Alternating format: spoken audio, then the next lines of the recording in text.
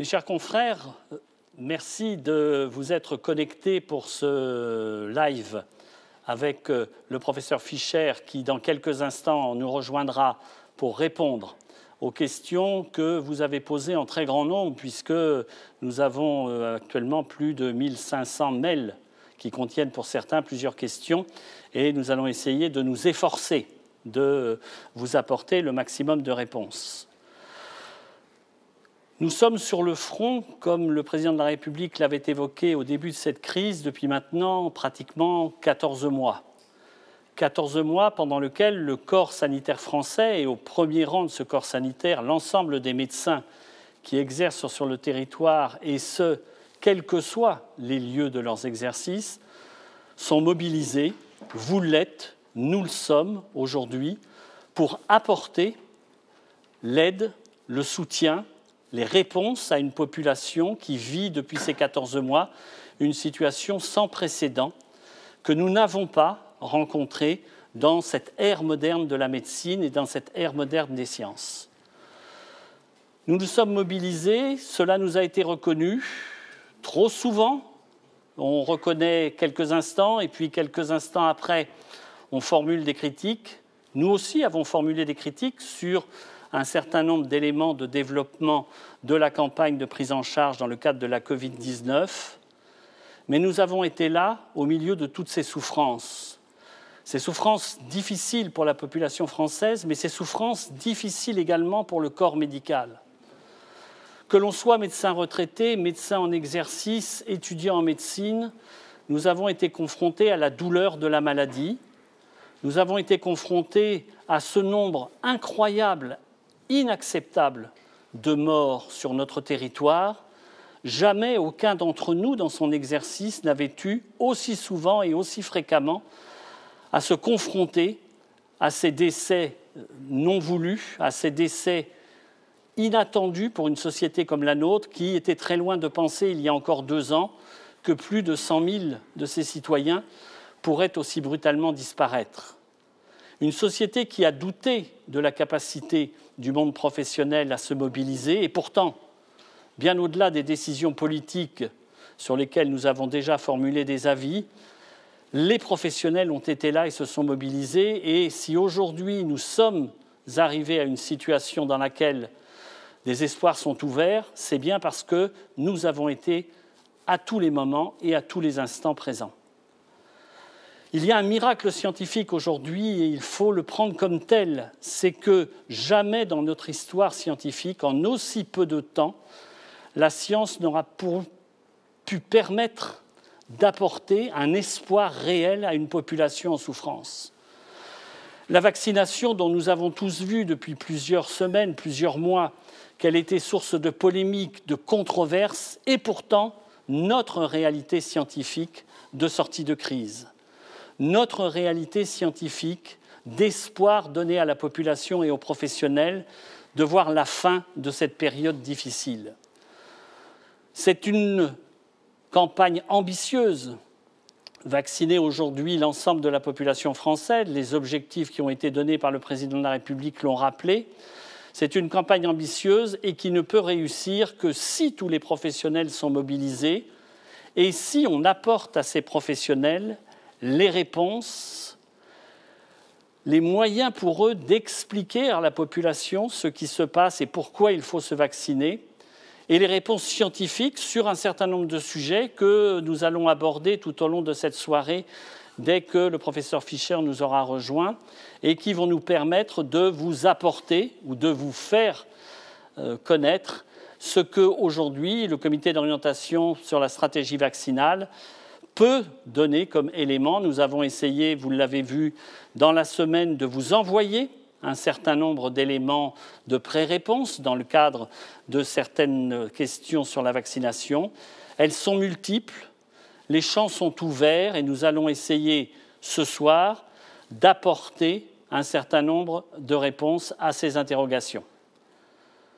Ce que nous allons faire, en attendant que M. Fischer nous rejoigne, un peu victime des conditions de circulation dans la ville de Paris, qui vit entre 2 manifestations importantes aujourd'hui et demain, ce que nous allons faire, c'est peut-être essayer dans un premier temps que je vous donne quelques éléments à partir de questions que vous nous avez posées plus directement à nous, institutions ordinales, ce qui laissera à nos invités le temps de nous rejoindre. Monsieur le Président, bonsoir. Alors que 20 millions de Français ont reçu une première dose de vaccin, comment l'Ordre voit-il le déploiement de la campagne vaccinale aujourd'hui ? C'est vrai que cette campagne vaccinale, nous l'avons tous vécue avec un certain nombre d'inquiétudes ou d'incompréhensions depuis son lancement, en nous demandant quel rôle voulait-on faire jouer aux médecins français dans cette campagne et comment allions-nous atteindre les objectifs de vaccination d'une population à grande échelle, tout en conservant ce que nous estimions indispensable, c'est-à-dire la qualité du colloque, du rapport entre le citoyen et le médecin pour arriver à convaincre. C'est vrai que ça a démarré lentement, c'est vrai que nous avons émis beaucoup d'interpellations, beaucoup d'interrogations sur la gestion des doses notamment et sur la gestion des centres de vaccination. Nous avons toujours rappelé tout au long de cette première partie de campagne que tant que nous n'aurions pas de certitude en matière d'approvisionnement, nous resterions dans une imprécision quant à son bon déroulement. Nous avons également très rapidement dit que nous n'étions pas défavorables à ce que d'autres acteurs puissent être vaccinateurs, pour autant que tant qu'il y aurait des indications et des contre-indications médicales, la médicalisation de la décision vaccinale soit garantie comme étant prise après questionnaire et par un médecin. Cela nous semblait fondamental. Aujourd'hui, on le voit bien, la vaccination s'étend à des protocoles de vaccination en grand nombre. C'est une course de longue haleine parce que nous avons à vacciner une grande partie de la population et ça ne se fera pas sans que le corps professionnel et sans que les médecins ne soient très intimement liés à la poursuite du développement de cette capacité vaccinale. Ça va passer par des adaptations des vaccins et de la mise à disponibilité de ces vaccins pour les professionnels. Et puis, il faut d'ores et déjà se projeter dans ce qui va être l'histoire de la vaccination, c'est-à-dire le fait qu'au-delà de la première vaccination de masse que nous mettons en place sur notre territoire, il faudra penser, et le professeur Fischer nous en parlera certainement, à ce que nous aurons à faire périodiquement, éventuellement, pour permettre à cette population de rester protégée.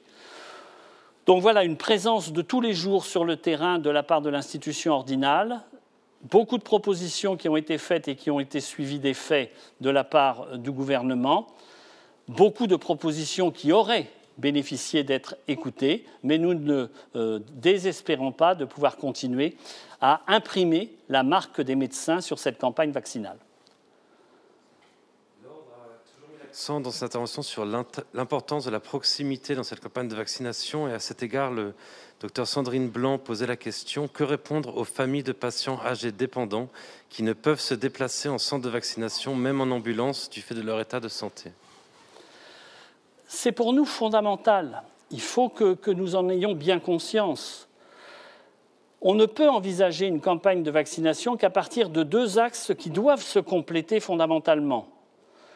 Le premier, c'est garder la capacité en proximité de vacciner les personnes au plus près de leur domicile, voire à leur domicile, que ce soit en établissement ou que ce soit un domicile privé, et dans le même temps assurer à une plus grande partie de la population une vaccination de masse. Les deux ne sont pas contradictoires. Si le gouvernement remplit bien sa mission et sa responsabilité, qui est d'assurer que les approvisionnements vont bien être équitablement dirigés vers ces deux stratégies vaccinales.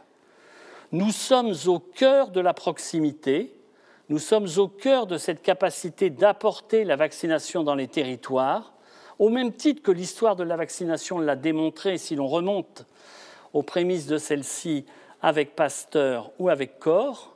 Nous sommes dans une situation dans laquelle, effectivement, nous ne pouvons pas dissocier la vaccination de masse d'une population mobile et la vaccination de proximité reposant sur les professionnels de proximité d'une population moins mobile ou j'allais utiliser un mot, séquestrés géographiquement parce que les conditions de déploiement et de déplacement au niveau géographique sont telles qu'il faut aller auprès de ces populations et ne pas attendre qu'elles puissent se déplacer vers un centre de vaccination. Eh bien, au sujet de la proximité toujours et du rôle du médecin traitant, donc, qui est capital, le docteur Alexandre Canel nous posait la question de l'accès du médecin traitant au statut vaccinal de sa patientèle dans son ensemble. C'est une question que nous avons traitée dès le début comme étant un axe essentiel. En effet, comment aujourd'hui se satisfaire d'une situation dans laquelle la multiplicité des sites de vaccination étant telle, le médecin traitant se trouve dans l'impossibilité de pouvoir établir la liste des patients de sa patientèle qui ont bénéficié d'une, voire de 2 injections, ou qui potentiellement devront bénéficier d'une 2e injection.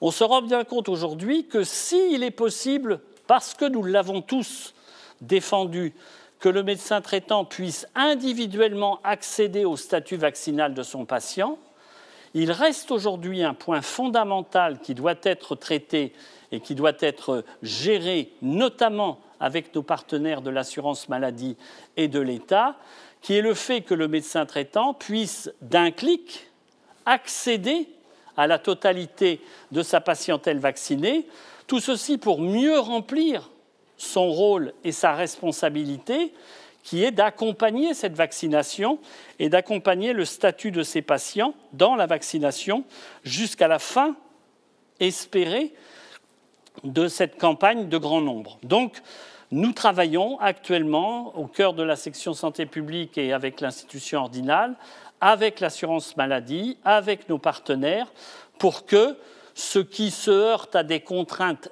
techniques ou technologiques soit très rapidement franchi. Nous avons franchi tellement d'espaces technologiques en très peu de temps que celui-là, il serait incompréhensible que nous ne le franchissions pas. Très bien. Une tribune demandant l'accès universel, libre et gratuit à la vaccination et au traitement contre la Covid-19 a été signée dans le monde par 200 ONG de tous les continents. Qu'est-ce que ça vous inspire ? Écoutez, dans le travail que nous menons aujourd'hui avec l'ensemble de nos partenaires médicaux de la communauté internationale, puisqu'au cœur de l'Association médicale mondiale, comme au cœur du comité permanent des médecins européens, nous sommes dans une situation dans laquelle nous sommes bien entendu favorables à ce que l'accès au vaccin soit le plus largement assuré et le plus équitablement assuré. Et on sait que le coût des vaccins et que le coût d'un déploiement vaccinal peut être un obstacle dans un certain nombre de pays sur différents continents. Et bien entendu, nous soutenons les initiatives, notamment celles prises par l'Association médicale mondiale, pour que l'accessibilité vaccinale soit largement un transfert, si je puis dire, des pays riches vers les pays pauvres et que les populations de ces pays puissent bénéficier du même statut vaccinal, parce que si nous ne gérons pas la pandémie pour ce qu'elle est, c'est-à-dire une pandémie sur l'ensemble de notre planète, nous continuerons d'avoir des espaces de contagion, des espaces de diffusion virale qui forcément reviendront périodiquement impacter la France, l'Europe ou les pays industrialisés. Merci. On a une question qui revient de nombreux médecins. Là, on va prendre la version du docteur Chloé Fay sur les décharges, parce que la question de la vaccination, notamment par AstraZeneca pour les moins de 55 ans, c'était ouvert, ça ne l'est plus. Et beaucoup de médecins demandent une décharge attestant de l'information claire, loyale, appropriée, signée par le volontaire de moins de 55 ans souhaitant se faire vacciner avec le vaccin AstraZeneca. Permet-elle de ne pas engager la responsabilité du praticien, notamment ordinal ? Je crois qu'il faut que nous sachions raison garder aujourd'hui. Le gouvernement a pris des engagements forts en matière de stratégie d'accompagnement de la responsabilité des professionnels, que ce soit par les interventions potentielles des organismes ou des structures chargées d'aider les personnes victimes, que ce soit vis-à-vis de l'appui aux professionnels de santé dans le geste vaccinal qui est le leur. On se rend bien compte aujourd'hui qu'effectivement, et M. Fischer y répondra certainement, dans la mesure où se posent des questions sur l'utilisation de certains vaccins et sur le fait que les patients peuvent être en situation de refus vis-à-vis de certains de ces vaccins, il peut être difficile pour un médecin d'assurer le plein respect des recommandations, et pourtant, c'est notre responsabilité.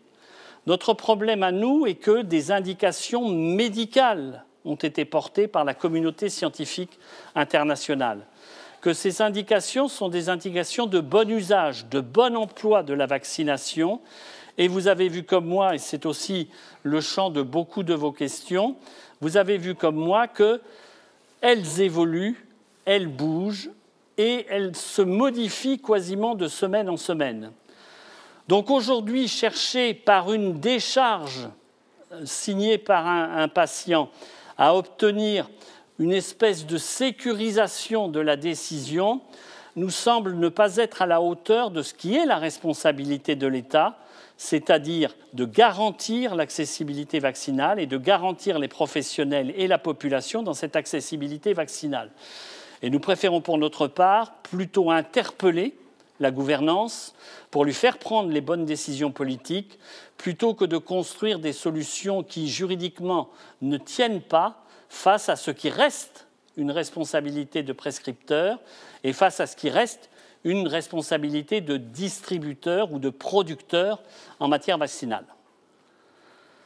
Merci. On vient de recevoir une question, je reviens sur les thèmes de l'universalité. La pandémie du Covid-19 a révélé des inégalités sociales et territoriales en France comme ailleurs, notamment dans l'accès à la vaccination, mais aussi dans les populations touchées par la maladie. Quelles leçons en tirer ?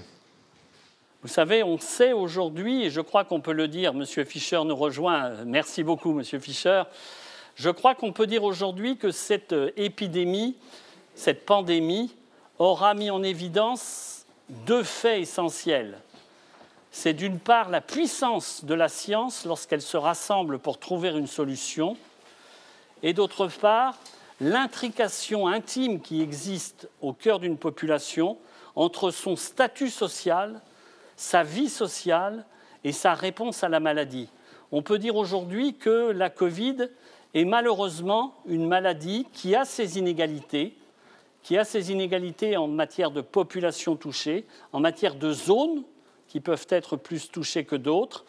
Et un des enseignements qu'il nous faudra tirer de cette crise, c'est effectivement la relation entre le statut social des personnes touchées, des personnes décédées, des personnes malades, et la situation dans laquelle socialement ces personnes étaient confrontées. Merci Monsieur Fischer. Je sais que vous avez eu de grandes difficultés pour nous rejoindre compte tenu des difficultés de circulation. J'ai répondu à un certain nombre de questions qui étaient plus directement adressées à l'institution ordinale. Je pense, si vous le voulez bien, qu'on va pouvoir démarrer tout de suite les questions de nos collègues qui vont vous être adressées suivant un panel assez diversifié. Et je vous remercie de leur apporter des réponses aussi concises que possible, tout en étant précises. Mais vous savez, et nous savons combien vous êtes expert en le domaine, pour que nous puissions en poser le maximum. Merci, Monsieur Fischer. Merci encore une fois. Je vous présente toutes mes excuses pour ce retard, mais indépendant de notre volonté. Bonsoir, professeur. La première question que se posent de nombreux médecins est celle posée par le docteur Servan Kip-Lénoré, qui est médecin généraliste près de Grenoble, et qui nous demande comment l'âge limite de 55 ans sur les vaccins à adénovirus a-t-il été déterminé ?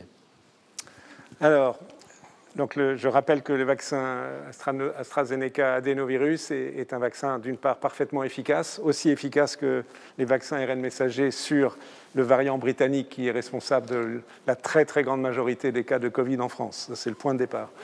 Malheureusement, il a été signalé il y a maintenant un bon mois que ce vaccin était associé rarement, mais significativement, avec la survenue d'accidents thromboemboliques essentiellement veineux, qui a provoqué, il y a 35 cas connus en France à ce jour, et 8 décès quand même.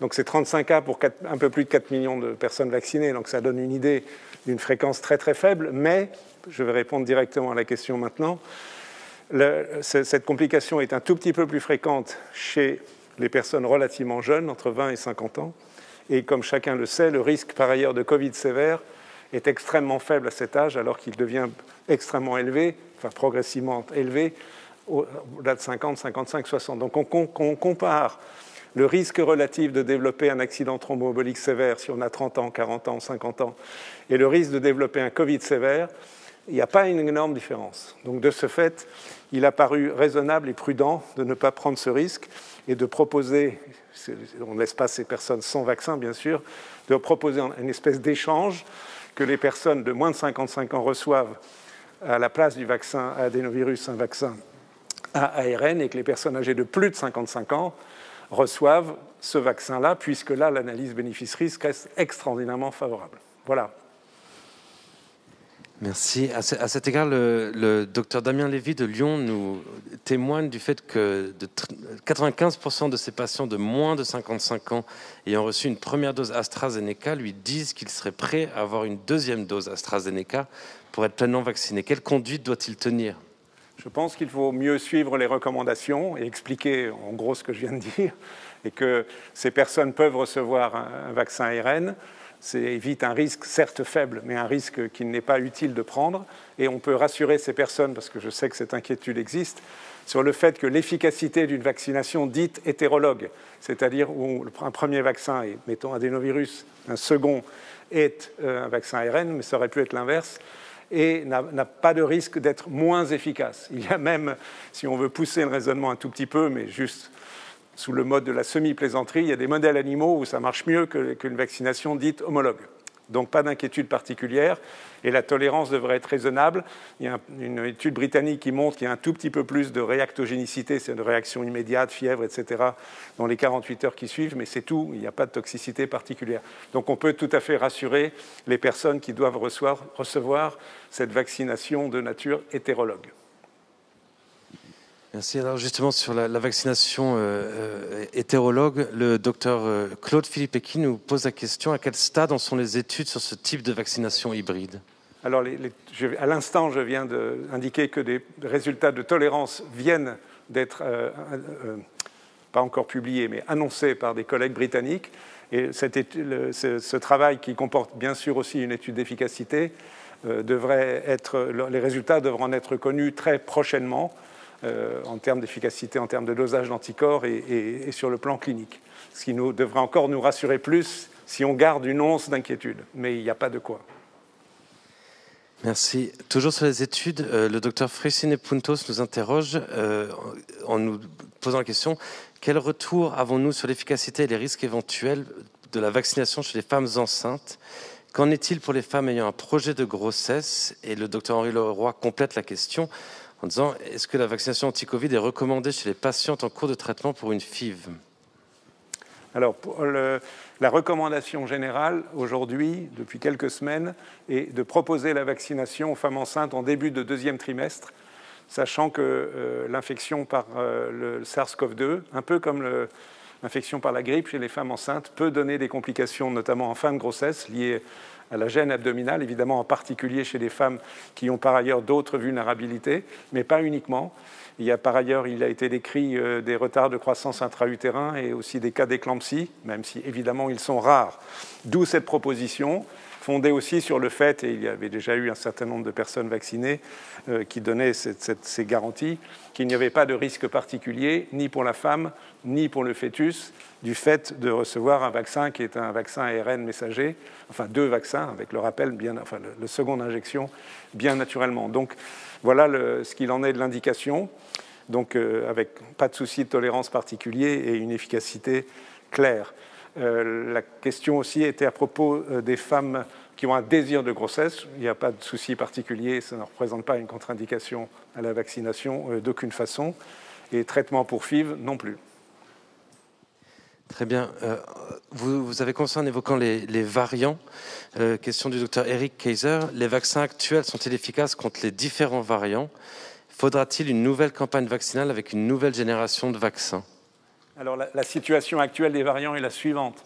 En France, depuis janvier environ, enfin, évidemment, ce n'était pas du jour au lendemain, de façon progressive, le variant dit britannique, qui a émergé en Grande-Bretagne, dans le Kent, a pris le dessus, si je puis dire, s'est avéré avoir un avantage sélectif par rapport aux souches initiales type Wuhan, ou le variant D614G, et représente aujourd'hui plus de 80% des virus identifiés de par la France. À l'égard de ce variant, l'ensemble des vaccins disponibles sont également efficaces, mais vraiment également efficaces. Ceci est très très clairement établi en premier lieu par les Britanniques, en toute logique, puisqu'ils ont commencé avant nous et massivement à vacciner avec et vaccin AstraZeneca et Pfizer. Et donc, ils ont montré, il y a des études en Écosse, plusieurs en Angleterre, qui montrent une efficacité identique, y compris chez les personnes âgées. Et à l'époque, ça avait été l'élément qui avait permis d'indiquer, contrairement à ce qui avait été initialement recommandé, que l'on pouvait utiliser le vaccin AstraZeneca également chez les personnes âgées de plus de 65 ans. C'était préconisé puisqu'il n'y avait pas eu d'études cliniques chez les plus de 65 ans en préalable. Donc ça, variant britannique, pas de souci. Ensuite, il y a les variants sud-africains, brésiliens, qui sont assez proches, même si évidemment ils ont des mutations différentes, mais ils ont des mutations communes qui sont les mutations principales qui diminuent un peu la qualité de la réponse anticorps. En termes de réponse anticorps, donc, après vaccination, on observe des taux d'anticorps dits neutralisants un peu diminués. Alors en fonction des vaccins, c'est d'un facteur 5, d'un facteur 6, d'un facteur 10. Mais évidemment, le plus intéressant, et ce qu'il faut regarder, c'est l'efficacité clinique, la protection. Et il y a maintenant des données concernant 3 sur 4 des vaccins disponibles aujourd'hui. Pour les 2 vaccins ARN messagers, l'efficacité à l'égard du variant sud-africain, et on peut considérer qu'il en est de même pour le variant brésilien, à vrai dire, qui est moins gênant que le variant sud-africain sur le plan immunologique, l'efficacité est conservée. Le niveau de protection est excellent au-delà de 90%, donc pas d'inquiétude particulière à avoir.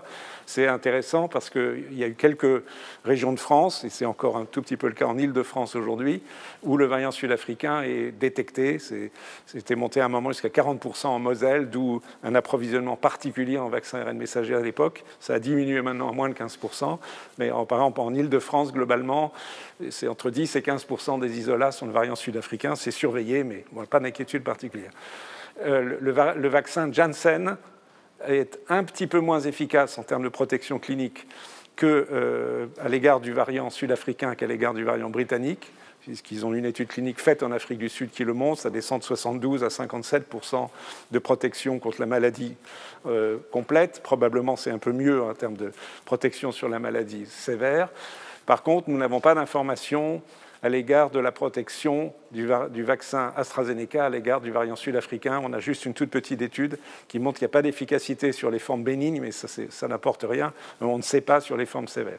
Enfin, le variant indien, les données sont fragmentaires puisqu'il a été isolé relativement récemment. À vrai dire, ses caractéristiques moléculaires ne sont pas extraordinairement différentes des variants sud-africains et brésiliens. Et les premiers résultats viennent d'être obtenus qui sont rassurants et qui montrent que les vaccins, en tous les cas ARN, pour l'instant on n'a pas d'autres informations, sont également efficaces à l'égard de ce isolat. Pardon, c'est une réponse un peu longue, mais ça dresse le tableau de la situation actuelle. Et quand je ne sais pas si la question incluait de futurs variants, je rajoute un tout petit mot.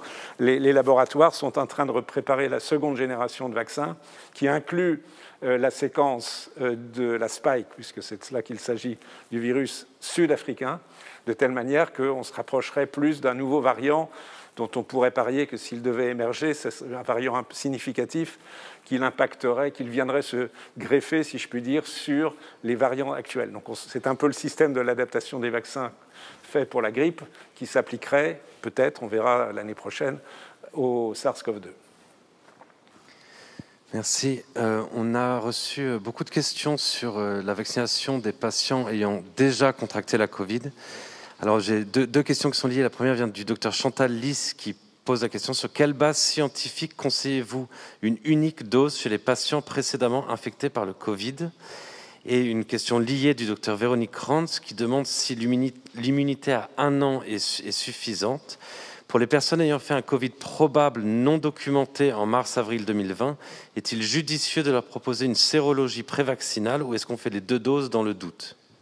Alors, les bases scientifiques sont très claires. Il y a une série de publications qui montrent que pour une personne qui a fait le Covid et qui ensuite reçoit une dose de vaccin, il a un pic d'anticorps, d'une réponse immunitaire mesurée 8 jours plus tard, extraordinairement élevé, bien plus élevé que ce qu'on observe après 2 doses de vaccin.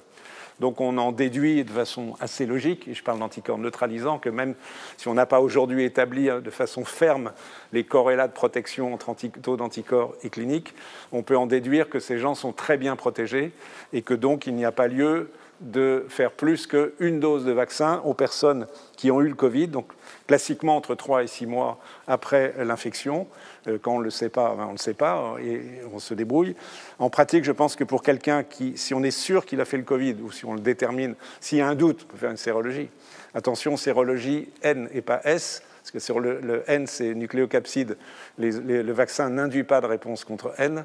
L'infection induit des anticorps anti-N. Donc il faut faire une sérologie N, mais uniquement si on a un doute sur le fait que la personne ait fait ou non le Covid. Mais même si c'est relativement ancien, si l'infection date d'il y a 1 an, je pense qu'une seule dose suffit. Et sinon, il n'y a absolument pas lieu de faire de dosage d'anticorps. La personne a fait si on sait que le diagnostic est certain d'infection, une dose. S'il y a un doute, on fait, c'est oui, une dose, c'est négatif, 2 doses. Et voilà. Très bien. Et toujours sur les bases scientifiques, le docteur Jérémy Petit-Seigneur pose la question: sur quelle base scientifique conseillez-vous une 3e injection de vaccin à ARN messager chez les patients immunodéprimés? Question complétée par le docteur Henri Leroy avec le cas spécifique des patients atteints de maladies inflammatoires chroniques de l'intestin et les patients sous anti-TNF ou autre biothérapie. Est-ce que ces patients-là doivent bénéficier d'une 3e dose? Alors, dans les toutes dernières semaines, les médecins qui suivent un certain nombre de patients immunodéprimés ont découvert que malheureusement, quelques-uns faisaient une infection alors qu'ils ont été complètement vaccinés, soit dans les jours, soit dans les semaines, évidemment ça dépend des cas, après la vaccination, avec tous les vaccins, et en particulier avec les vaccins ARN, puisque c'est la majorité des cas de personnes vaccinées. Les premières observations, la première alerte concerne les sujets qui ont reçu les transplantations d'organes. Et une enquête a été faite par la Société française de transplantation, pour ce qui est de la France, et il y a eu des études équivalentes ailleurs, aux États-Unis en particulier.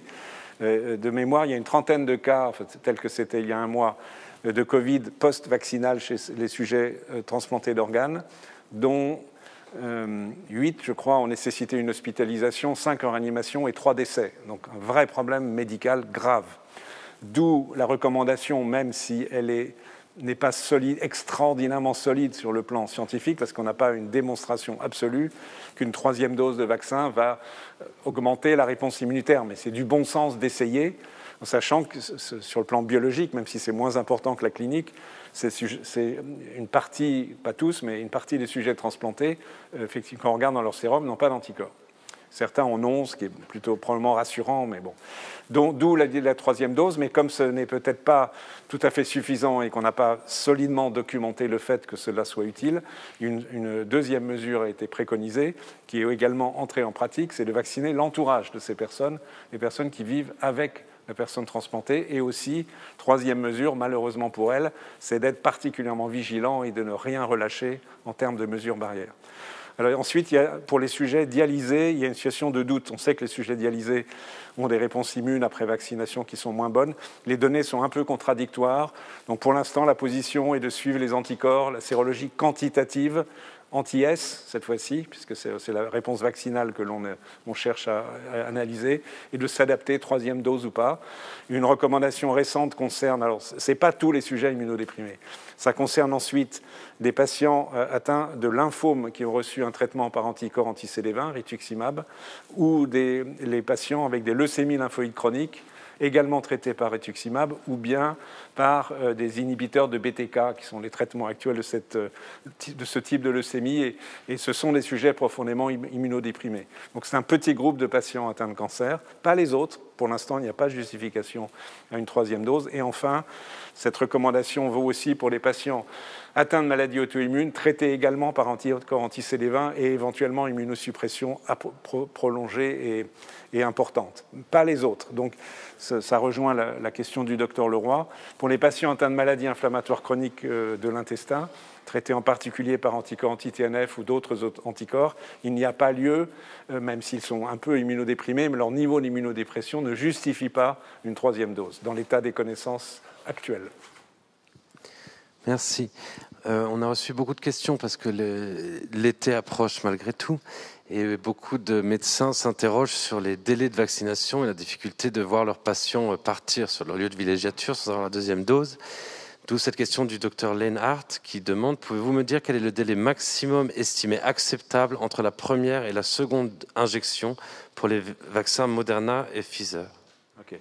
Donc l'optimal de la vaccination tel qu'il a été déterminé par les études cliniques, c'est en fonction de ce qu'on connaît. Il y a évidemment beaucoup de choses que l'on ne connaît pas. L'optimum, c'est 3 à 4 semaines. L'intervalle a été élargi à 6 semaines en avril, devant une situation où il y avait un défaut d'approvisionnement en vaccin Pfizer, ce qui commençait à être gênant pour la primo-vaccination, et qu'en même temps, les personnes les plus immunodéprimées, les personnes très âgées, les personnes dont je parlais tout à l'heure avec des formes sévères d'immunodépression, avaient déjà été vaccinées avec l'intervalle 3-4.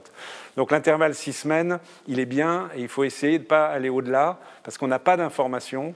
Peut-être que ça fonctionne bien, mais on n'a pas d'informations sur la qualité de l'immunisation si on retarde au-delà de 6 semaines. Il y a une donnée britannique qui vient de sortir, qui suggère que les titres d'anticorps sont très bons si on attend un peu plus, mais l'immunité cellulaire est moins bonne. Donc, quid de la protection clinique, ce qui compte, on ne sait pas.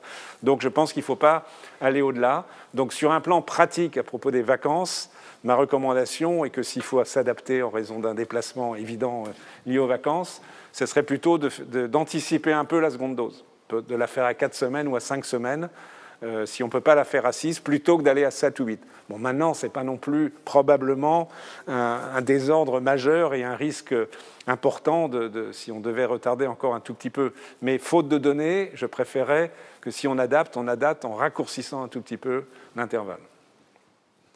Merci. On a reçu ces derniers jours plusieurs questions au sujet de la vaccination des enfants. Notamment par exemple une pédiatre, le docteur Marie Robert, qui nous demande si la vaccination chez les enfants est en projet après celle des adultes et qu'en est-il des études faites chez les enfants dans d'autres pays? Alors la vaccination en dessous de 16 ans, puisqu'aujourd'hui on peut vacciner à partir de 16 ans, le vaccin Pfizer a l'autorisation d'utilisation chez les plus de 16 ans, et de fait on peut vacciner déjà des 16-18 ans qui ont une maladie grave, et puis ils pourront être inclus, les 16-18 ans, dans la vaccination à partir du moment où elle va être ouverte courant juin, mi-juin a priori. Quid de plus jeunes? Alors, pourquoi éventuellement vacciner les enfants? Les enfants, chacun le sait, sont nettement moins atteints, heureusement, par le Covid, font exceptionnellement des formes graves, mais néanmoins, il y a quand même ces maladies inflammatoires multi-organes qui ont touché environ 500 enfants en France, plutôt entre 5 et 10 ans, mais il y a des cas un peu plus âgés, quelques cas un peu plus jeunes, qui ressemblent au syndrome de Kawasaki. Nécessité d'hospitalisation, traitement lourd, pas de décès en France, 2% dans le monde. Donc c'est quand même une complication sérieuse, même si elle est rare, du Covid chez l'enfant. Et indirectement, on peut aussi dire que le Covid est responsable de troubles psychologiques et psychiatriques assez importants chez les enfants du fait de la perturbation de leur vie sociale et scolaire, qu'il faut intégrer, même si c'est sur un plan un tout petit peu différent. Dans ce contexte, il est étudié la possibilité de vacciner, disons dans un premier temps, les adolescents, 12-15 ans. Une étude effectuée par le laboratoire Pfizer a déjà abouti, montrant que pour cette classe d'âge, sur environ 2000 enfants vaccinés, la réponse immune est parfaite. C'était attendu chez les enfants qu'elle soit très bonne. La tolérance est bonne, mais c'est que 2000 cas, donc ça ne permet pas de détecter un événement éventuellement très très rare. Sur ces résultats, les États-Unis et le Canada viennent de décider de commencer à vacciner les adolescents de 12 à 15. Le Canada a commencé et les États-Unis vont suivre dans les jours qui viennent. Donc, ce qui veut dire Pour nous, ça nous arrange un peu, on aura dans les semaines qui viennent des informations en vie réelle sur la vaccination des adolescents en Amérique du Nord et on pourra en tirer toutes les leçons en termes surtout de sécurité, c'est le point critique. Donc voilà, donc on peut envisager la vaccination des adolescents pour des raisons de protection individuelle directe et indirecte, auquel il faut aussi considérer la notion d'immunité de groupe qu'on aura du mal à atteindre en vaccinant tous les adultes, dans la mesure où on sait que pour atteindre l'immunité de groupe, il faudra vacciner 75% des Français, enfants compris, ou 95-100% des adultes, ce qui est à peu près pas possible. Et donc, il y a aussi un facteur de protection collective qui peut être envisagé, même s'il ne s'agit pas de vacciner les enfants à la place des adultes. C'est en plus, évidemment pas à la place, ça ne serait pas acceptable. Donc la situation est celle-là, cette question est à l'étude. Le Comité national d'éthique était également saisi, ce qui paraît tout à fait légitime, de cette question. Et donc, la discussion devrait aboutir en fonction de la situation, des résultats outre-Atlantique, etc., à l'automne, pour voir si on débute ou non la vaccination des adolescents des 12-15. Merci. Vous évoquez la sécurité. On a reçu beaucoup de questions sur l'AstraZeneca, bien sûr, avec, par exemple, le docteur Thierry Krasik qui nous demande quelle est la conduite à tenir pour un praticien devant un patient de plus de 55 ans ayant reçu une dose du vaccin AstraZeneca et refusant catégoriquement la seconde dose en raison des risques de coagulation et demandant donc à se faire vacciner par le vaccin Pfizer. Et une question liée qui est revenue régulièrement, c'est est-ce que les complications dues à l'AstraZeneca sont équivalentes pour la première et la seconde dose ? Alors, d'une part, je rappelle, même si ce n'est pas l'objet de la question, que ce vaccin est parfaitement efficace et protège très bien contre les formes graves, l'hospitalisation, et donc apporte un bénéfice majeur aux personnes vaccinées et est un atout très important de la campagne vaccinale. À ce jour, environ 4 millions de Français ont reçu un vaccin AstraZeneca et la grande majorité d'entre eux n'ont pas encore reçu leur seconde dose, pour des raisons évidentes, puisque l'intervalle est de 12 semaines entre les deux doses. Je ne reviens pas sur les raisons qui ont justifié de ne pas recommander l'utilisation de ce vaccin chez les personnes âgées de moins de 55 ans. Mais je rappelle ce que je disais tout à l'heure, c'est que pour les personnes âgées de plus de 55 ans, on est dans une situation d'analyse bénéfice-risque qui est extraordinairement favorable et qu'on ne veut pas se permettre de ne pas utiliser ces vaccins. Il faut savoir qu'il y a 2 300 000 doses de ce vaccin qui ne sont pas utilisées et qui attendent. Et ça veut dire que la conséquence, c'est qu'il y a 2 300 000 Français qui ont vu leur vaccination retardée. Forcément, puisque si on n'a pas des doses illimitées de vaccins disponibles permettant de remplacer l'un par l'autre. Donc à chaque fois qu'un vaccin AstraZeneca n'est pas administré, parce que personne ne le refuse, ce qui est son droit, bien naturellement, il faut quand même savoir que globalement, même si pour la personne à l'échelle individuelle, éventuellement ça ne la touchera pas beaucoup, encore que, bien c'est un élément d'un retard du programme de vaccination. Donc ça veut dire qu'in fine, ce sont d'autres personnes qui seront malades, hospitalisées, et éventuellement pour certaines qui décéderont. Il y a encore 5 millions de Français de plus de 55 ans qui n'ont pas été vaccinés et donc qui pourraient recevoir ce vaccin. Moi je pense que sur ces considérations à la fois individuelles, analyse bénéfice-risque excellente, et collective, donc qu'on ne peut pas ignorer en tant que médecin, je pense qu'il faut tenir bon, être ferme, expliquer évidemment très, très clairement les éléments qui indiquent ou qui permettent de recommander cette vaccination, mais je pense qu'il ne faut pas céder, que si on cède, la situation sera encore pire et on retardera encore plus la campagne vaccinale. Au sujet de l'intervalle entre les deux doses qu'on vient d'évoquer, le docteur Julie Malfait nous pose la question. Des patients ont eu le Covid, forme légère, 10 à 15 jours après une première dose. Faut-il une deuxième dose et combien de temps après ? Alors, on n'a pas de données très solides pour faire une recommandation pour l'instant sur cette situation qui est connue et été observée par beaucoup de monde. Disons que le bon sens est de considérer qu'une dose de vaccin plus une infection égale 2 doses et que ces personnes sont convenablement immunisées et qu'il n'y a pas lieu de faire plus. Merci. On parlait de protection collective. Une question qui revient régulièrement, je prends la question du docteur Alexandre Lebeau, qui est pédiatre et qui demande: peut-on déjà anticiper le besoin d'une vaccination anti-Covid annuelle tel que c'est déjà le cas pour la grippe? Si oui, que fait-on aujourd'hui pour avoir une stratégie de vaccination plus efficace et plus rapide? Alors, un point important, enfin, il y a 2 points importants sur la suite de la vaccination au-delà de la période actuelle. C'est quelle est la durée de protection conférée par les vaccins actuellement administrés? Et aussi, autre question, est-ce que ces vaccins préviennent la transmission du virus? Donc, sur le premier point, on a aujourd'hui des données à 6 mois pour les 2 vaccins ARN qui sont très positives, avec une efficacité clinique complètement préservée, telle que les 2 laboratoires l'ont annoncé, même si on a envie de voir les résultats détaillés. Mais enfin, les choses sont très positives. On n'a pas malheureusement encore de données, mais je pense que ça ne devrait pas trop tarder concernant les vaccins à adénovirus.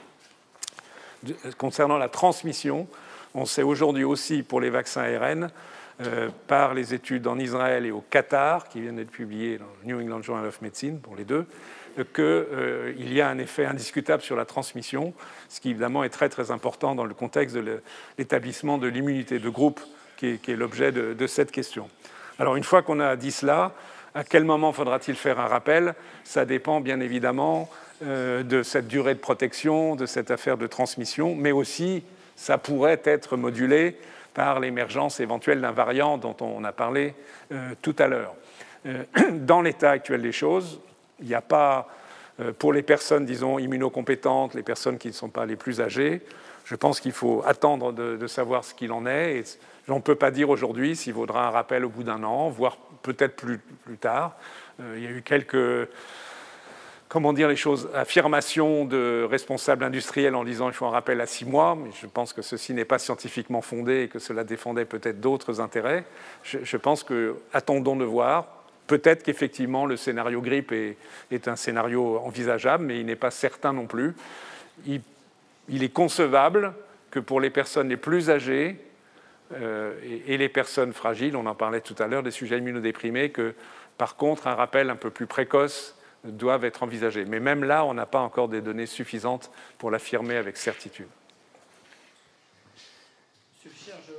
Je voudrais en césure, si vous me le permettez, 2 questions. Une qui fait suite directement à vos propos, qui est effectivement, quand on se projette dans cette notion d'une vaccination de long terme, si je puis dire, avec un travail de campagne vaccinale de long terme, on se rend bien compte aujourd'hui que, d'une part, y aura-t-il revaccination de l'ensemble de la population ayant aujourd'hui bénéficié d'une première vaccination efficace dans le cadre de cette pandémie, ou, comme la grippe, y aura-t-il une vaccination, je dirais, orientée spécifiquement vers les personnes à risque, comme on le fait aujourd'hui dans la grippe, parce qu'on voit bien que, et c'est une question que beaucoup de médecins nous posent, comment allons-nous organiser la campagne vaccinale dans le cadre de vaccinations de grande échelle, périodiques, année par année ou bi-année par bi-année?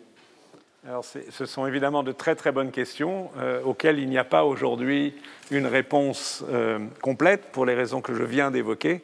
C'est que nous n'avons pas toutes les informations nécessaires en termes de durée de protection, de transmission, de circulation des variants, de circulation de virus tout court, qui permettront de déterminer cela. Donc tous les scénarios sont possibles, avec un scénario qui me paraît un peu plus plausible, mais franchement, c'est juste comme cela, presque intuitif. Donc, ce n'est pas très solide scientifiquement, c'est le moins qu'on puisse dire, qu'il faille revacciner un peu plus vite les personnes les plus fragiles. Donc, peut-être à l'automne ou en fin de... Peut-être à peu près au même moment que la vaccination antigrippale, d'ailleurs.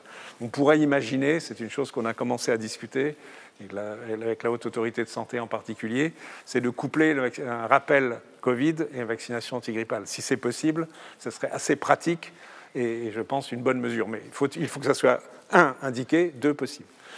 Et en ce qui concerne donc, les personnes immunocompétentes, donc les choses sont quand même plus ouvertes et il n'est pas sûr qu'il faille envisager des rappels systématiques pour tout le monde, mais je ne peux pas non plus, c'est ce que je disais tout à l'heure, écarter cette hypothèse. Donc il est difficile aujourd'hui de faire des plans précis. Il y a trop d'incertitudes encore sur ce qui se passera dans 6 mois ou dans 1 an pour vous répondre précisément. Un peu en parallèle à cette interrogation, on sait aujourd'hui que les personnes à risque de formes graves ou fragiles, y compris socialement, n'ont pas encore été complètement vaccinés. Comment voyez-vous l'évolution de la campagne vis-à-vis de ces publics spécifiques ?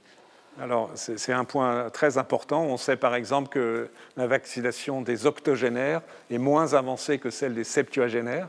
Il y a à peu près 5 points d'écart en termes de couverture première dose. On doit être à 75 contre 80, 81 environ. Donc, ce qui montre qu'il y a un souci pour les octogénaires.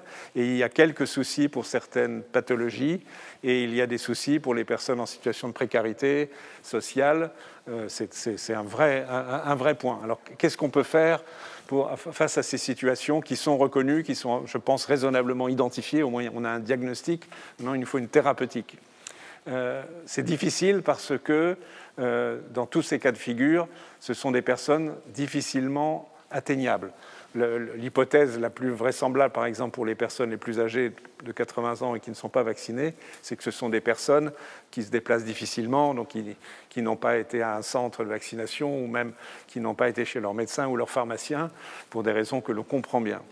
Donc là, sur ce plan, par exemple, sur ce point précis, le scénario de travail, disons, est d'essayer d'aller vers, comme on dit aujourd'hui, à l'égard de la vaccination, en se fondant notamment à la fois sur les informations dont disposent les mairies, qui ont des listes de personnes âgées, qui ont été établies en général à partir de l'épisode de la canicule, à partir des connaissances des médecins généralistes, qui bien sûr connaissent leurs patients les plus âgés, et qu'il y ait une concertation locale entre les services de la mairie, les professionnels de santé, avec les médecins généralistes en première ligne, pour repérer ces personnes lorsqu'elles n'ont pas été encore vaccinées et d'aller vers, soit le médecin, dans certains cas, peut aller vacciner, soit en utilisant, si je puis dire, les services des infirmiers, qui, souvent, il y a beaucoup, évidemment, de soins infirmiers à domicile, et d'encourager ces infirmiers qui ont le droit, comme vous le savez, de vacciner. Donc ça, c'est l'action principale, mais c'est difficile, et c'est forcément lent et par unité. En parallèle, la CNAM a mis en place, je pense que vous voulez le savoir, un système d'appel systématique de ces personnes. C'est énormément d'efforts, ça rapporte quelques vaccinations, mais c'est dur, hein, c'est un très très gros boulot. La même chose essaye d'être faite en s'appuyant, pour parler plus correctement, sur des associations qui travaillent auprès des personnes précaires, qui ont aussi des listes de personnes, et d'essayer de les contacter et d'aller vers. Mais il ne faut pas se leurrer, c'est difficile. L'efficacité de ce type d'approche vaccinale n'a rien à voir avec ce qui peut se faire lorsqu'un médecin généraliste vaccine 10 personnes en 2 heures ou 3 heures, ou a fortiori ce qui se passe dans un centre de vaccination. Mais ces efforts doivent être faits, c'est l'intérêt de ces personnes, donc c'est de l'équité, et puis c'est aussi l'intérêt général. Merci. Je profite de cette césure pour rappeler aux médecins qui regarderaient en direct qu'ils peuvent continuer à poser leurs questions sur le chat. Et je voulais prendre un témoignage du docteur Eric Bachelard qui nous est arrivé. On parlait de l'AstraZeneca tout à l'heure. Le docteur Eric Bachelard nous écrit « Je suis très mal à l'aise vis-à-vis de mes patients pour les convaincre à faire le vaccin AstraZeneca alors qu'il existe une alternative. Si l'un de mes patients meurt de thrombose après le vaccin AstraZeneca, je pense que je vais mal le vivre, et je ne parle pas du versant médico-judiciaire. » Alors, je peux comprendre, bien sûr, mais en même temps, je vais répéter un tout petit peu ce que j'ai dit tout à l'heure, c'est qu'il n'y a pas réellement... il y a toujours, à l'échelle individuelle, il y a une solution alternative. À l'échelle de notre collectivité, il n'y a pas de solution alternative parce qu'il n'y a pas du vaccin disponible à foison sans limite. C'est-à-dire qu'à chaque fois qu'on n'utilise pas une dose de vaccin AstraZeneca, eh bien, c'est une vaccination qui est retardée. Retardée probablement, enfin, j'ai des estimations d'au moins 1 mois en moyenne, ce qui n'est pas négligeable, hein, si on calcule le nombre, même si la circulation du virus est en train de diminuer heureusement partout en France, mais quand même, il est encore présent et parfois, ne serait-ce qu'en Île-de-France, à un niveau assez élevé. À chaque fois, c'est une perte de chance pour d'autres personnes, et cette perte de chance, elle est bien supérieure, mais par des ordres de grandeur, du risque associé à l'accident thromboembolique de la personne concernée. Donc je comprends, en tant que médecin, on est tous confrontés aux situations de décision fondées sur l'analyse bénéfice-risque, mais je répète que l'analyse bénéfice-risque, dans ce cas précis, évaluée à l'échelle individuelle et collective, indique très clairement que cette personne, dans cette situation, doit recevoir une seconde dose de vaccin à adénovirus, donc spécifiquement à AstraZeneca dans ce cas.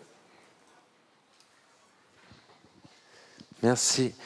On a deux questions sur, pour le coup, des vaccins ARN messagers, mais des publics particuliers.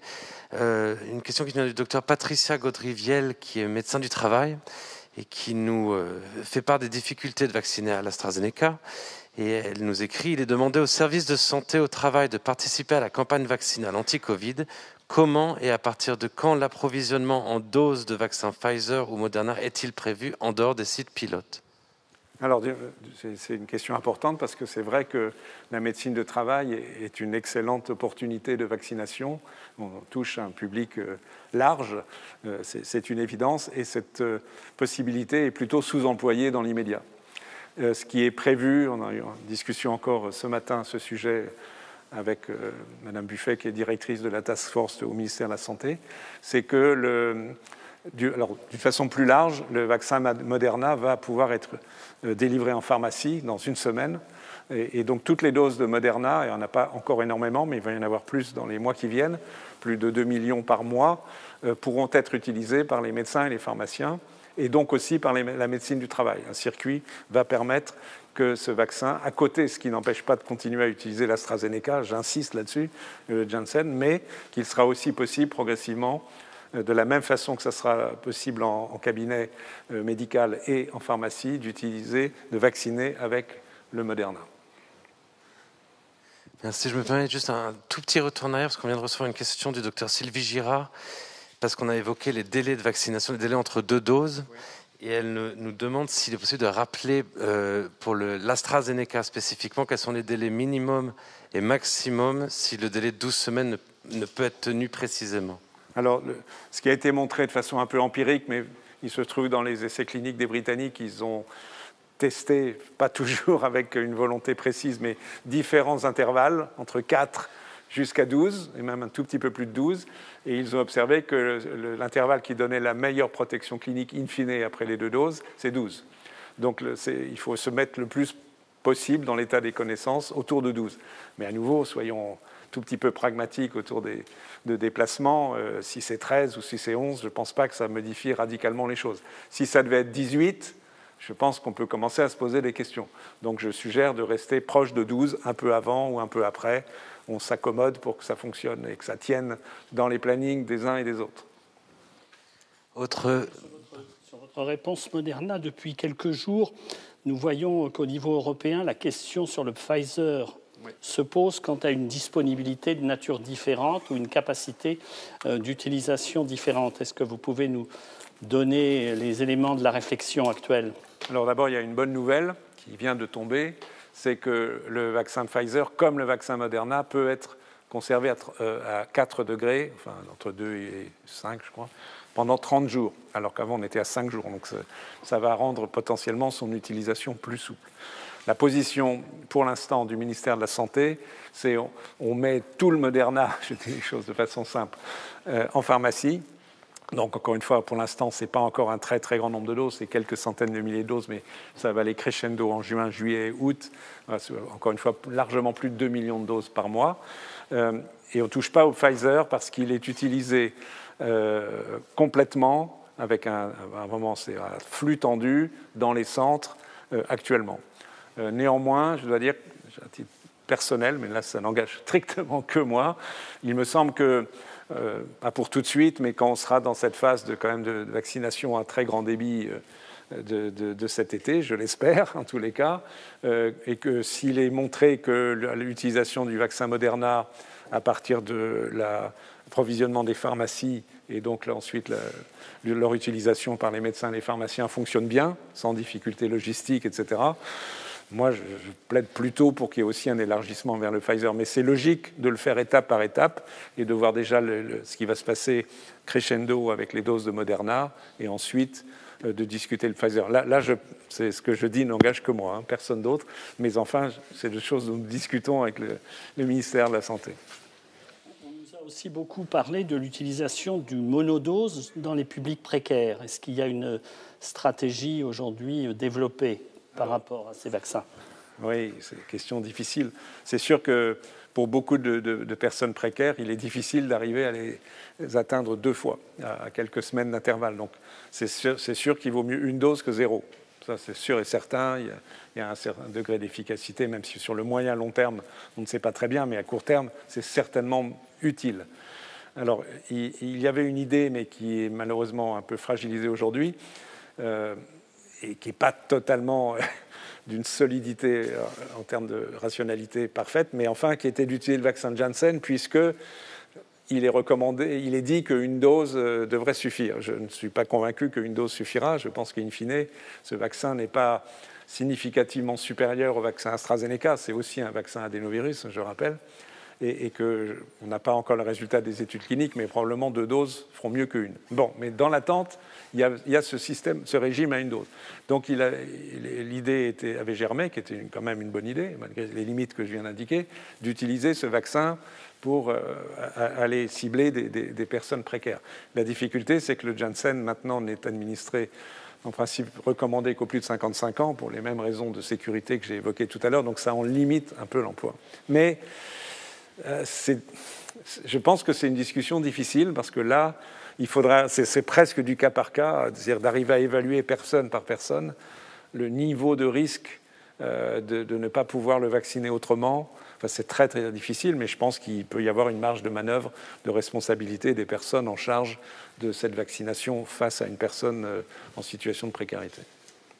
Désolé de cette réponse un peu complexe, mais c'est la réalité de la vie quotidienne, je pense. Et pour clore cette séquence sur un certain nombre de vaccins, depuis 2 ou 3 jours, nous voyons dans la presse beaucoup d'interventions sur le vaccin ARN messager Sanofi et le vaccin français. Quel est l'état de la situation aujourd'hui? Alors, Sanofi a 2 projets de vaccins, un vaccin ARN messager et un vaccin protéique, qui est un vaccin de stratégie classique.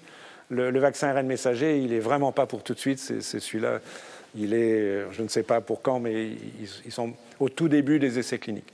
Par contre, sur le vaccin fondé sur la protéine spike associée à un adjuvant, les essais de phase 2 ont été conclus avec des résultats qui sont vraiment encourageants, puisque les titres d'anticorps produits par les personnes vaccinées à tous les âges, jusqu'à des âges assez avancés, sont vraiment bons, sont tout à fait compétitifs.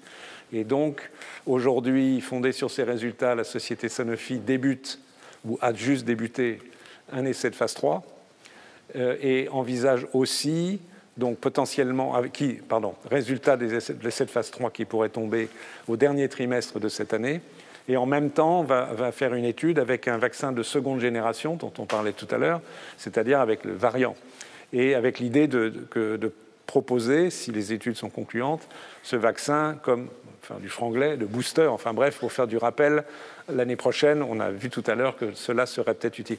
Donc c'est intéressant, même si ce n'est pas pour tout de suite. Je pense que ce sont de bonnes nouvelles potentielles, parce que c'est bien d'avoir une autre classe de vaccins, d'être diverses. La diversité, comme dans beaucoup de choses, c'est très très bien. Ça assure des niveaux de sécurité logistique, enfin d'approvisionnement plus précis, de sécurité médicale. Ça peut aussi rassurer psychologique. En France, en tous les cas, peut-être certaines personnes seront plus enclins à accepter un vaccin français, même si ce n'est pas une logique absolue, mais bon, il faut utiliser toutes les armes possibles. Donc c'est une bonne chose. Donc ceci va être suivi. Et on devrait avoir donc en fin d'année, si les choses se passent comme on peut l'attendre, une 3e classe de vaccins. Il y aura aussi un vaccin américain du même type, Novavax, mais qui a pris du retard, donc il n'arrivera probablement pas plus tôt que le vaccin Sanofi, et il sera en bien moindre quantité. L'Europe a préacheté beaucoup du vaccin Sanofi. Donc c'est plutôt une bonne nouvelle. Sur justement ces différents vaccins et les effets secondaires, on nous interroge en direct sur le chat pour savoir si on a identifié des facteurs de risque communs ou pas aux différents vaccins en termes d'effets secondaires. Alors, ça dépend de quel effet secondaire on parle. J'imagine que l'on ne parle pas de la réactogénicité, c'est-à-dire la fièvre, des maux de tête, etc., qui surviennent dans les 48 premières heures, qui sont empoisonnantes mais qui ne sont pas graves. Mais plutôt, alors qu'est-ce qui reste comme autre effets indésirables. Il y a les rarissimes chocs anaphylactiques qui ne sont pas de nature allergique avec les vaccins ARN messagers. Là, on sait que ce sont des personnes qui ont des antécédents du même type, souvent des gens qui savent cela et qui ont sur eux une seringue injectable d'adrénaline parce qu'ils ont déjà eu des accidents de ce type. Donc, même si on n'en connaît pas totalement bien les mécanismes. Donc ces personnes, pas toutes, mais pour l'essentiel, sont déjà identifiées. Après, j'imagine que la question concerne surtout les accidents thromboemboliques rares dont on a parlé tout à l'heure. Qu'est-ce qu'on sait aujourd'hui? Donc, c'est un syndrome très particulier, marqué essentiellement par des thromboses veineuses, quelques thromboses artérielles, associées à une thrombopénie modérée, enfin, pas toujours, thrombopénie, et des anomalies de la coagulation, type coagulation intravasculaire disséminée. Et enfin, des auto-anticorps dirigés contre une protéine qui est sécrétée par les plaquettes qui s'appelle PF4. Et ces éléments biologiques-là sont exactement ceux, et cliniques d'ailleurs, qui ont été décrits dans une complication rare du traitement par l'héparine, qui sont ce qu'on appelle les thrombopénies induites par l'héparine. En fait, c'est la même complication, sauf qu'elle survient sans héparine. Et on ne comprend pas très bien qu'est-ce qui remplace, si je puis dire, l'héparine. Et est-ce qu'il y a des facteurs de risque? Pour l'instant, clinique, sur un plan épidémiologique clinique, il n'y en a pas qui aient été identifiés. On peut imaginer que ces gens aient des susceptibilités génétiques ou autres, mais on ne les connaît pas pour l'instant et ce n'est pas facile à déterminer, puisque heureusement, c'est très rare. Donc il y a peu de cas. Merci. Si vous me le permettez, au niveau de la vaccination, vous avez évoqué un certain nombre de publics qui n'étaient pas encore suffisamment couverts par la couverture vaccinale. Un débat s'est institué il y a quelques semaines sur la couverture des professionnels de santé et sur la dimension qui pouvait exister en matière de réticence d'un certain nombre d'acteurs du monde de la santé vis-à-vis de la vaccination. Où en sommes-nous aujourd'hui? Et ce débat qui finalement oscillait entre liberté et obligation vaccinale, où en est-il par rapport à ces résultats? Alors, une difficulté est qu'on a du mal à avoir une appréciation tout à fait juste de la couverture vaccinale des professionnels de santé. Si on prend les chiffres bruts de Santé publique France, tels qu'on les a tous les soirs, on est à plus de 80%, donc c'est très bon, mais c'est probablement surestimé. Mais la difficulté, c'est qu'on ne sait pas jusqu'à quel point ces chiffres sont surestimés. Ce qu'on sait quand même, globalement, je crois que c'est l'expérience de beaucoup, c'est que la couverture vaccinale est bien meilleure que ce qu'on a pu obtenir dans le passé. Je pense à la grippe, évidemment. Clairement chez les médecins, où il y a vraiment l'immense majorité des médecins sont vaccinés, mais aussi dans les autres professionnels. Les autres professions de santé, les choses se passent mieux. Pas tout à fait autant qu'on le souhaiterait, mais quand même mieux. Mais je suis un tout petit peu gêné pour répondre, et peut-être je ne suis pas tout seul à être gêné, c'est qu'on n'a pas une appréciation suffisamment précise des choses. Ce qu'on a observé, c'est qu'il n'y a pas eu de plateau. C'est-à-dire qu'il y a eu une alerte, il y a maintenant à peu près 6 semaines, 2 mois, est survenue, si on voyait le rythme de vaccination suffisant, on craignait d'arriver à une espèce de plateau où il n'y aurait plus de vaccination de professionnels de santé, ce qui aurait été dramatique, d'où les discussions sur l'obligation.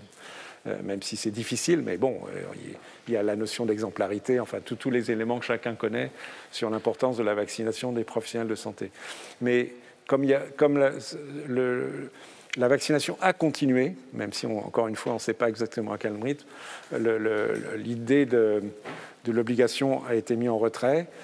Il semble qu'il y ait un peu plus de difficultés. J'ai des discussions récentes avec des présidents de fédérations d'EHPAD, dans les EHPAD, même si les chiffres théoriques sont très bons, mais là aussi on sait qu'il y a des bénévoles, par exemple, qui ont été vaccinés, et on ne peut pas les compter comme les professionnels de santé. Et là, il y a quand même eu, on le sait, c'est d'ailleurs un facteur à étudier de près, quelques clusters dans des EHPAD après vaccination, pas beaucoup, c'est de l'ordre d'une vingtaine pour 7000 EHPAD en France, mais avec éventuellement un rôle malheureusement de contamination des professionnels de santé. Le minimum qui peut être fait, et ça je crois que maintenant c'est fait de façon très sérieuse par les directeurs d'EHPAD, c'est de rappeler de façon extrêmement ferme, courtoise mais ferme je dirais, l'importance de la vaccination des professionnels de santé dans un tel contexte.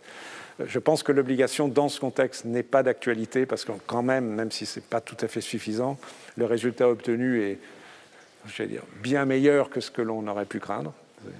Ma réponse n'est pas tout à fait non plus idéale, mais enfin, néanmoins, et que ça continue de progresser et qu'il y a eu l'effet d'entraînement, de pédagogie des collègues qui ont permis de faire en sorte que quand même la grande majorité des professionnels de santé des différentes professions se sont vaccinés. On va revenir à la vaccination par le vaccin Moderna. Et pour ouvrir sur l'outre-mer, on a reçu cette question et témoignage du docteur Vincent Béraud du centre hospitalier de l'Ouest guyanais, qui nous dit que la vaccination en Guyane se réalise uniquement en centre de vaccination avec le vaccin Pfizer. Nous arrivons à un plafond bas de couverture vaccinale avec environ 15% de la population adulte ayant reçu une première dose. Un des leviers potentiels pourrait être l'implication du médecin traitant. Le vaccin Moderna a montré son efficacité in vitro sur le variant P1 et peut se conserver 30 jours en réfrigérateur. Est-il possible de privilégier en Guyane la vaccination avec ce produit par le généraliste ? Alors, en Guyane, il y a évidemment, pour des raisons géographiques que l'on connaît, une prédominance du variant brésilien aujourd'hui, d'où, par prudence au moins, la nécessité de pousser la vaccination par les vaccins ARN, donc ce qui a été fait avec le Moderna. Il y a, comme malheureusement dans d'autres territoires et départements des régions d'outre-mer, une certaine réticence de la population, assez hétérogène de ce que je comprends, mais qui montre et qui se voit à travers les chiffres de couverture vaccinale qui sont significativement plus bas qu'en dans l'Hexagone, excusez-moi. Comme le vaccin ARN a été utilisé pour la raison que je viens d'indiquer, il y a eu le développement de la vaccination en centre. Les médecins vaccinent aussi en centre. Néanmoins, je suis assez enclin à suivre la proposition de ce médecin de Guyane et d'essayer de voir dans quelle mesure, puisqu'en plus le Moderna va passer en cabinet, que les médecins généralistes puissent vacciner dans leur cabinet. Il est possible que cela aide un peu, mais j'ai compris que c'était quand même très difficile. Il y avait d'énormes réticences, avec beaucoup de fake news qui circulent autour de la vaccination dans certaines partie de la population, sans généraliser, mais c'est un vrai sujet qui est difficile. Et encore une fois, moi je suis prêt à pousser, à aider, à transmettre un message pour que les médecins généralistes en Guyane vaccinent dans leur cabinet, mais j'ai peur que ça ne suffise pas tout à fait et qu'il va falloir poursuivre un effort très très intense de pédagogie. C'est un sujet sur lequel il y a justement beaucoup on entend tout et son contraire. Plusieurs médecins, notamment le docteur Jean-Louis Kunzel et Isabelle Nataf, nous demandent: peut-on faire un point sur les infections Covid, bénignes et sévères, malgré vaccination complète? Y a-t-il des caractéristiques associées, âge, sexe, pathologie, type de vaccin, etc. En gros, on sait que les vaccins sont efficaces à 90%. Pour donner un chiffre rond, c'est un petit peu plus. Mais donc, si 90% de succès, ça veut dire 10% d'échec, ou même si c'est un tout petit peu moins. Dans la plupart des cas, les infections qui surviennent sont bénignes. Et je ne jurerai pas qu'il n'y a pas d'infection sévère chez des sujets sans facteur de risque, mais je pense qu'elles sont vraiment exceptionnelles. Par contre, je l'ai évoqué tout à l'heure à propos des sujets transplantés. Chez des sujets fragiles, il peut y avoir encore des formes sévères. Mais globalement, on peut quand même être rassuré sur le fait que, on le voit par le fait que la protection à l'égard des formes sévères, des hospitalisations et des décès est supérieure à la protection à l'égard des infections tout court. Par exemple, les données viréelles israéliennes le montrent très très bien pour l'hospitalisation, pour les formes sévères, ça veut dire nécessitant des séjours en soins intensifs, on est à plus de 95% de protection, quand on est à 90, voire un tout petit peu moins, à l'égard de l'infection tout court. Ce qui veut dire qu'il y a un petit peu d'infection, un petit excès d'infection non grave. Donc surtout, c'est rare, mais plutôt des infections non graves qui surviennent chez les sujets sans facteur de risque après vaccination. Il reste quelques cas sévères, mais relativement peu, sont les limites de l'efficacité de la vaccination. Mais d'autant plus que les sujets sont fragiles, âgés ou malades. Peut-on dire aujourd'hui, quand on regarde la façon dont cette troisième vague s'est déroulée depuis maintenant plusieurs semaines, peut-on dire qu'on voit aujourd'hui les premiers effets d'une vaccination de grande échelle ? Alors évidemment, c'est une question centrale, parce que tout le monde a envie de voir l'effet. Alors, ce n'est pas simple de répondre, puisqu'on a la conjonction de deux facteurs. Et heureusement qu'on a les deux facteurs. On a la vaccination et on a l'effet des mesures barrières et le renforcement des mesures barrières, typiquement ce qui a été fait en France dans ces dernières semaines, et dans d'autres pays, en Israël et en Grande-Bretagne, il y a eu la même histoire. Au moment où ils ont commencé à vacciner massivement, ils ont en même temps renforcé les mesures barrières. Donc comment faire la part des choses ? Une façon de faire la part des choses, c'est quand même de regarder l'évolution du taux d'incidence en fonction des classes d'âge, puisque partout, on a commencé par vacciner les personnes les plus âgées. Et c'est ce que les Israéliens, les premiers, ont vu très très bien, c'est que la chute, par exemple, si on prend le critère hospitalisation, des personnes âgées de plus de 60 ans a été beaucoup plus forte, dans un premier temps, que la chute, toute proportion gardée, que des personnes plus jeunes. Alors, pour ce qui est de la France, le résultat le plus solide et vraiment qui marque les esprits et de façon évidemment très positive, c'est la réduction drastique des décès des personnes résidant d'EHPAD, puisqu'aujourd'hui, il y a en moyenne 4-5 personnes par jour qui décèdent en EHPAD, ce qui est toujours 4-5 personnes de trop, mais je vous rappelle que les chiffres étaient au-delà de 100 il y a encore petit nombre de mois. Donc ça, c'est un résultat très très clair de la vaccination.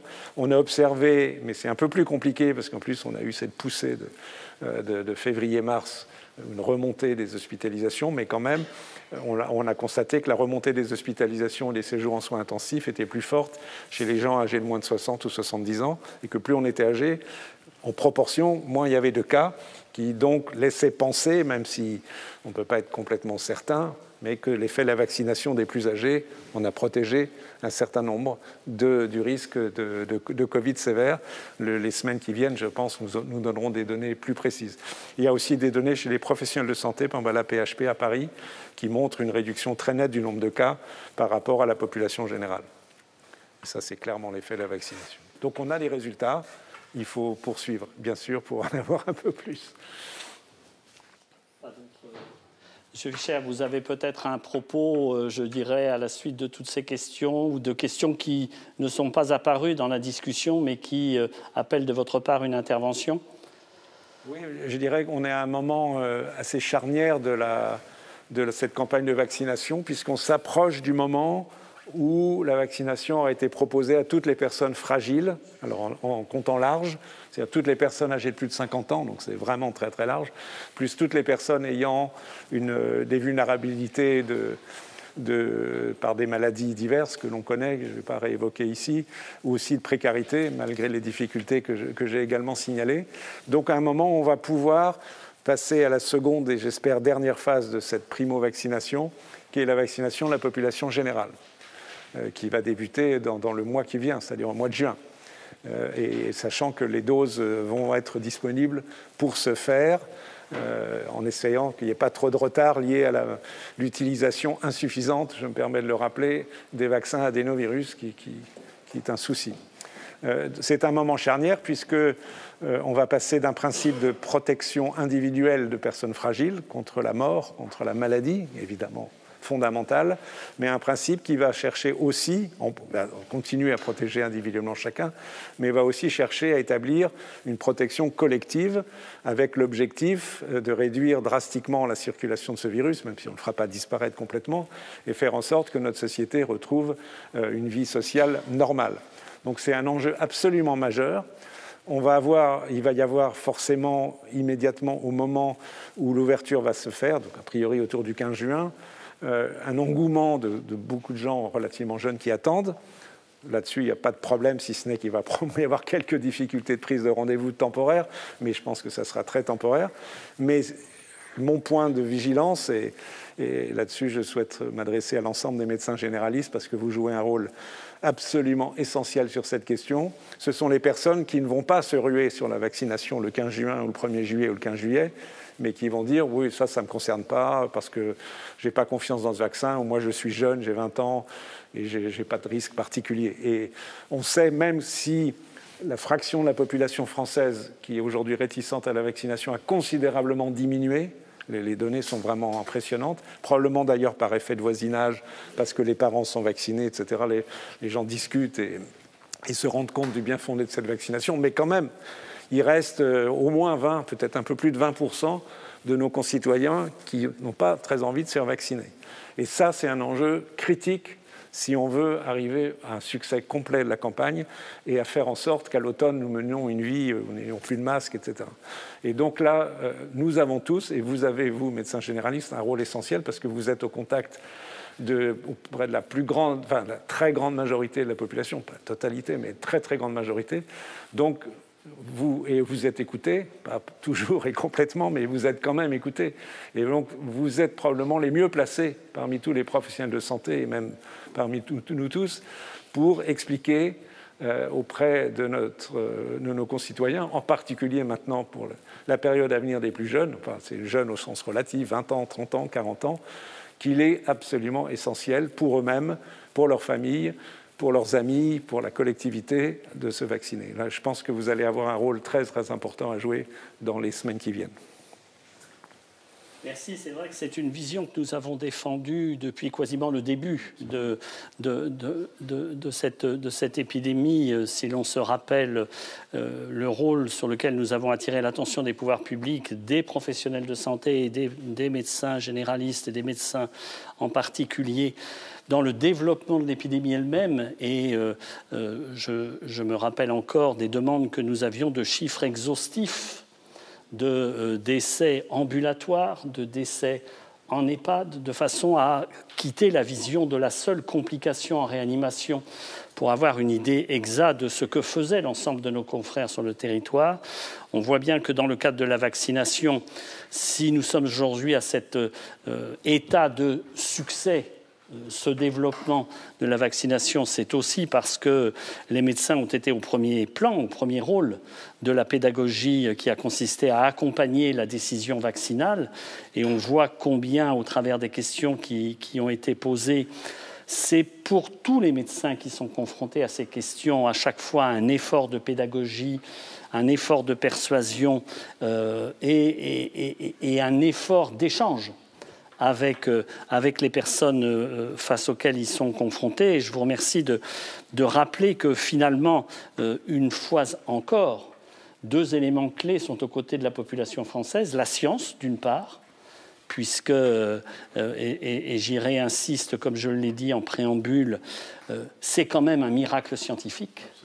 Ce qui s'est passé en la matière est un miracle scientifique. Et finalement, on voit bien que la population, au fur et à mesure des semaines qui se sont déroulées, a compris à un moment que le passage de l'interrogation critique aux nouvelles technologies à l'adhésion à la protection qu'elle représentait s'est amplifié, et là encore grâce à l'action de l'ensemble des professionnels. Et puis, c'est aussi un miracle professionnel, parce que 1 500 000 professionnels de santé, médecins et toute la chaîne des professions réglementées, et au-delà, tous les aidants, qu'ils soient professionnels ou qu'ils soient du secteur médico-social, se sont également mobilisés dans cet espace.